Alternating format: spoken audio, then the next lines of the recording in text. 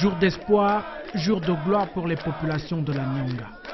La présence du chef de l'État ici en cette journée du 20 juin 2014 s'inscrit en lettres d'or dans l'histoire de la Bagno et des localités environnantes.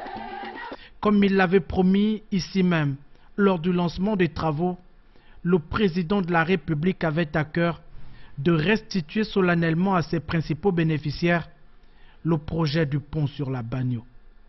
Ce projet majeur est un souhait historique des habitants de la contrée.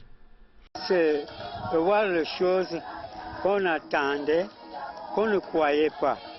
Vraiment qui va dans le mot pensé, dit le président de la République, émergence. L'investissement est évalué à plus de 85 milliards de francs CFA. Les travaux engagés le 31 mai 2011 devraient permettre de désenclaver cette région du pays et d'en faire le second corridor de développement. L'infrastructure mise en service ce jour est l'œuvre de l'entreprise Sericom Gabon. Un pont mixte de 520 mètres de long, un alliage de béton et de métal, une œuvre de cœur. Cet ouvrage, Monsieur le Président, était construit avec le cœur, pas avec la haine. C'est pour ça que vous l'avez là aujourd'hui devant vous. Les palabres, à droite, à gauche, en l'air, on n'en a pas tenu compte. Nous, on tient compte du travail. Le groupement Santulo, depuis qu'il a été créé par mon grand-père, a tenu tout le temps l'honneur de partout. Ce pont vivra plus de 1000 ans. À compter que Monsieur le ministre des Travaux publics, qu'il fasse l'entretien. N'oubliez pas qu'on vous a fait l'ouvrage de l'abandonner. Tenez l'ouvrage, c'est votre enfant. Tenez-le, faites l'entretien qu'il faut.